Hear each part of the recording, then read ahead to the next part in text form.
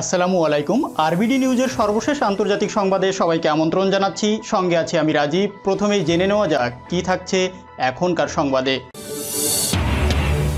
আজারবাইজানে পারমাণবিক হামলার হুঁশিয়ারি দিল আর্মেনিয়া।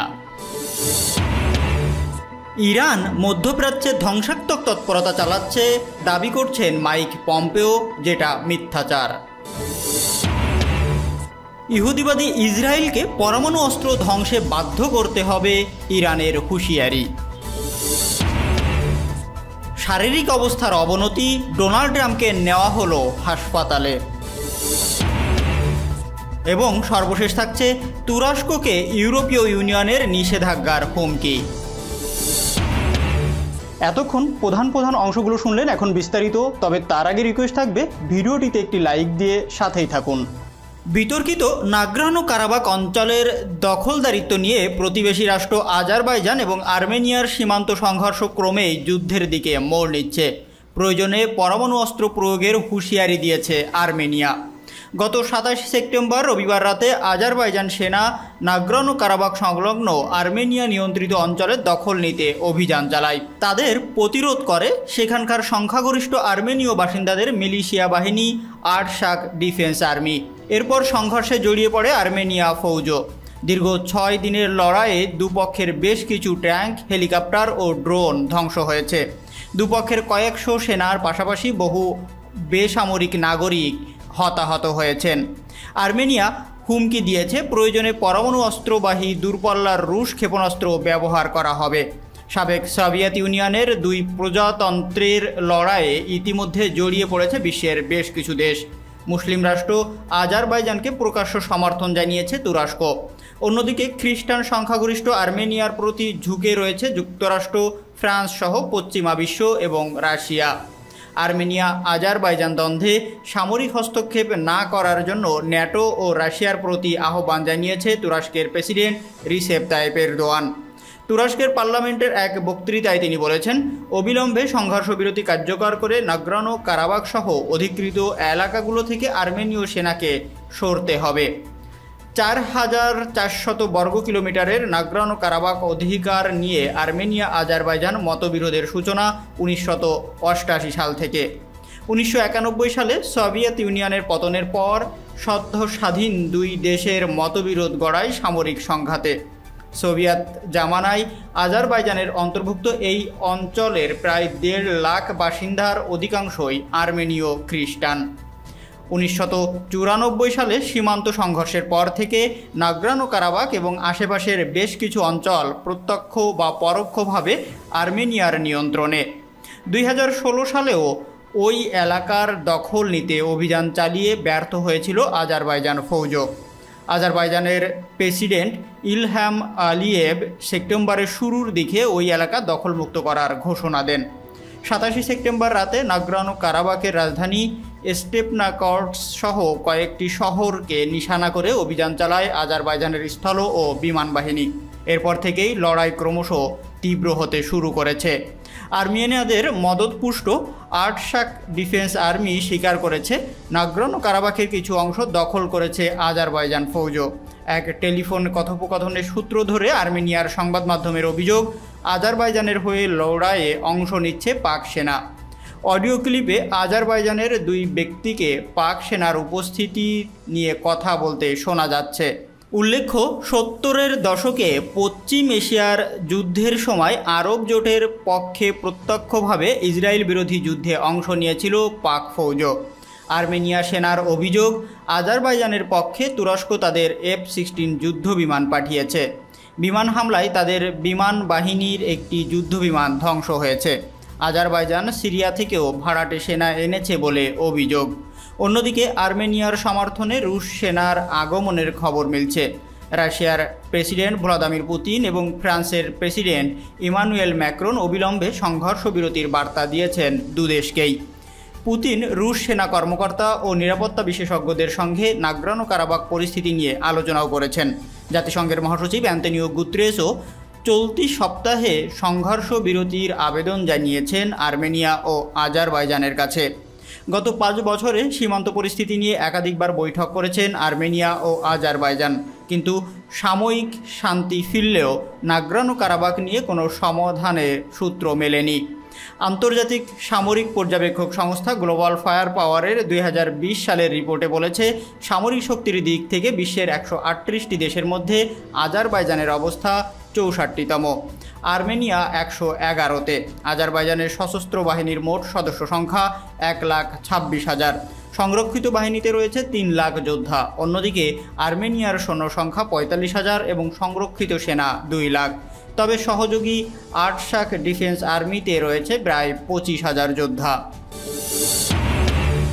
ইরানের বিরুদ্ধে আবারও সন্ত্রাসবাদের প্রতি সমর্থনের ভিত্তিহীন অভিযোগ তুলেছেন মার্কিন পররাষ্ট্রমন্ত্রী মাইক পম্পেও। তিনি মার্কিন টেলিভিশন চ্যানেল ফক্স নিউজকে দেওয়া এক সাক্ষাৎকারে এই অভিযোগ উত্থাপন করেন। পম্পেও বলেন, ইরান মধ্যপ্রাচ্যে ধ্বংসাত্মক তৎপরতা চালাচ্ছে বলে অভিযোগ রয়েছে। মার্কিন সরকারের সর্বোচ্চ চাপ প্রয়োগ করে ইরানকে তার আচরণে পরিবর্তন আনতে বাধ্য করবে বলে হুঁশিয়ারি উচ্চারণ করেন মার্কিন পররাষ্ট্রমন্ত্রী। মার্কিন প্রেসিডেন্ট ডোনাল্ড ট্রাম্পের ইরান বিদ্বেষী নীতি বাস্তবায়নের অংশ হিসাবে পম্পেওর এর আগেও একাধিকবার তেহরানকে সন্ত্রাসবাদে সমর্থন ও মধ্যপ্রাচ্যে ধ্বংসাত্মক তৎপরতা চালানোর দায়ে অভিযুক্ত করেন। তিনি এমন সময় এসব অভিযোগ করলেন যখন সন্ত্রাস বিরোধী প্রতিরোধ অক্ষ গঠন করে ইরান মধ্যপ্রাচ্য থেকে সন্ত্রাসবাদ নির্মূলে গুরুত্বপূর্ণ ভূমিকা পালন করেছে। মার্কিন সরকার 2018 সালের মে মাসে ইরানের পরমাণু সমঝোতা থেকে একতরফাভাবে বেরিয়ে যায় এবং তেহরানের উপর আমেরিকার আরোপিত সব নিষেধাজ্ঞা পুনর্বহাল করে। ওয়াশিংটন এই ঘটনাকে ইরানের উপর সর্বোচ্চ চাপ প্রয়োগ বলে অভিহিত করে।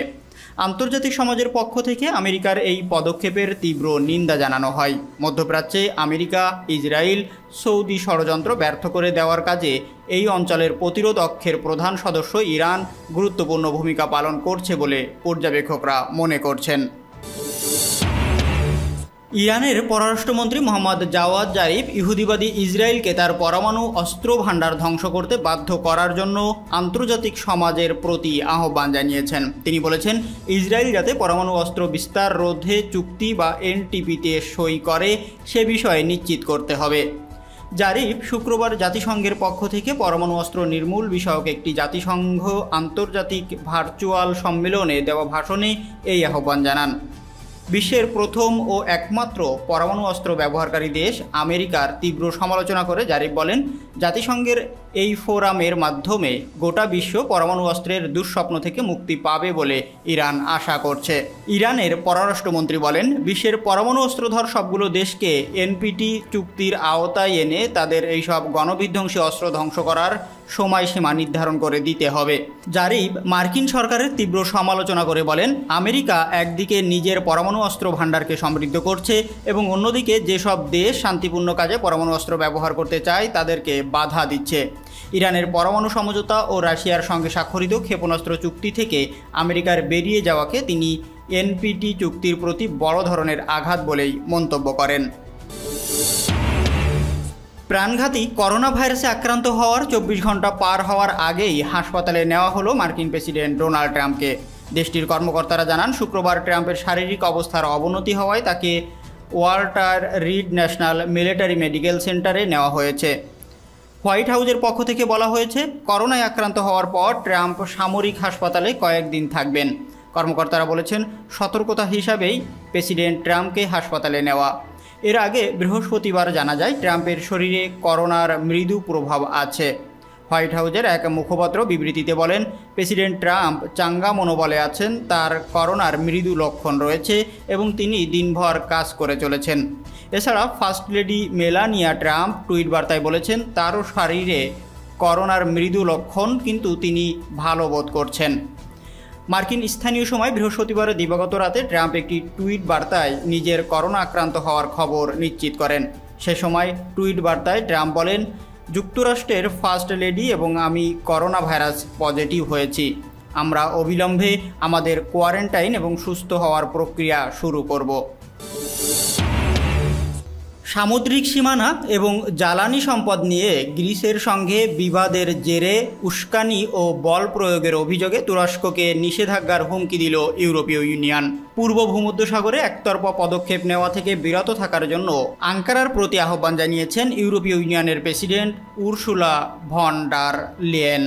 শুক্রবার ব্রাসেলসে ইউরোপীয় ইউনিয়ন নেতাদের সঙ্গে এক বৈঠককালে উরসুলা ভন ডার লেয়েন এমন হুমকি দেন বলে বিবিসির অনলাইন প্রতিবেদনে জানানো হয়েছে। অবশ্য আঞ্চলিক দ্বন্দ্ব সংঘাত কমানো ও নিরসনের লক্ষ্যে এর আগে তুরস্ক এবং গ্রিস পরস্পরের মধ্যে সামরিক হটলাইন চালু করেছে। চলতি বছরের শুরুতে তুরস্ক পূর্ব ভূমধ্যসাগরের বিতর্কিত এলাকায় তেল ও গ্যাস খনিজ খোঁজার একটি গবেষণা জাহাজ পাঠানোর পর থেকেই দুই দেশের মধ্যে উত্তেজনা শুরু হয়, যা এখনও চলছে। ভন ডার লেয়েন সাংবাদিকদের বলেন যে তুরস্কের সঙ্গে একটি ইতিবাচক ও গঠনমূলক সম্পর্ক বজায় রাখতে চায় ইউরোপীয় ইউনিয়ন এবং এটা আঙ্কারার স্বার্থের জন্য অনেক বেশি অত্যাবশ্যকীয়। তিনি আরও বলেন, তবে এটা তখনই কাজ করবে যদি আঙ্কারা উস্কানি দেওয়া এবং বল প্রয়োগের অবস্থান থেকে সরে আসে। আমরা আশা করছি তুরস্ক যে কোনো ধরনের একতরফা তৎপরতা থেকে বিরত থাকবে, কিন্তু যদি আঙ্কারার এমন তৎপরতা ফের চালায় তাহলে ইউরোপীয় ইউনিয়ন তাদের হাতে থাকা সম্ভাব্য সব পদক্ষেপ গ্রহণ করবে। ডিসেম্বরে তুরস্কের আচরণ পর্যালোচনা করা ছাড়াও তুরস্ক যদি উস্কানিমূলক কর্মকাণ্ড বন্ধ না করে তাহলে আঙ্কারার বিরুদ্ধে নিষেধাজ্ঞা আরোপের বিষয়ে মধ্যরাতের ওই বৈঠকে একমত হয়েছে ইউরোপীয় সদস্য রাষ্ট্রগুলো। বৈঠকের পর অস্ট্রিয়ার চ্যান্সেলর সেবাস্টিয়ান কার্জো এক টুইট বার্তায় লিখেছেন, আন্তর্জাতিক আইন লঙ্ঘন অব্যাহত থাকায় তুরস্কের বিরুদ্ধে স্পষ্ট নিষেধাজ্ঞা আরোপের হুমকি দিচ্ছে ইউরোপীয় ইউনিয়ন। ইউরোপীয় ইউনিয়ন কাউন্সিলের প্রেসিডেন্ট চার্লস মাইকেল বলছেন, ইউরোপীয় ইউনিয়নের পক্ষ থেকে তুরস্ককে বাণিজ্য সহ অন্যান্য ক্ষেত্রে ঘনিষ্ঠ সম্পর্কের প্রস্তাবের পাশাপাশি ভূমধ্যসাগরে উত্তেজনা বৃদ্ধির জন্য হুমকিও দেওয়া হয়েছে। তিনি বলেন, দীর্ঘমেয়াদী স্থিতিশীলতার জন্য আমরা খুব করে চাই রাজনৈতিক স্তরে আলোচনা হোক। দীর্ঘদিন থেকেই ইউরোপীয় ইউনিয়ন সদস্য হওয়ার চেষ্টা চালাচ্ছে তুরস্ক, তবে এই প্রচেষ্টা এখন থমকে আছে। এছাড়া তুরস্কর মানবাধিকার পরিস্থিতি ও আইনের শাসনের সমালোচনা করে আসছে ইউরোপীয় নেতারা। ফলে সব মিলিয়ে ইউরোপীয় দেশগুলোর এই জোটটির সঙ্গে আঙ্কারার সম্পর্ক ভালো যাচ্ছে না বর্তমানে। ভিডিওটি যদি ভালো লাগে অবশ্যই লাইক করবেন এবং কমেন্টস করে জানিয়ে দিবেন এই সকল বিষয়ের উপর আপনার মূল্যবান মতামত। আর অবশ্যই আপনার পরিবার ও বন্ধুবান্ধবের ভিতর ভিডিওটি শেয়ার করে দেবেন। আল্লাহ হাফেজ।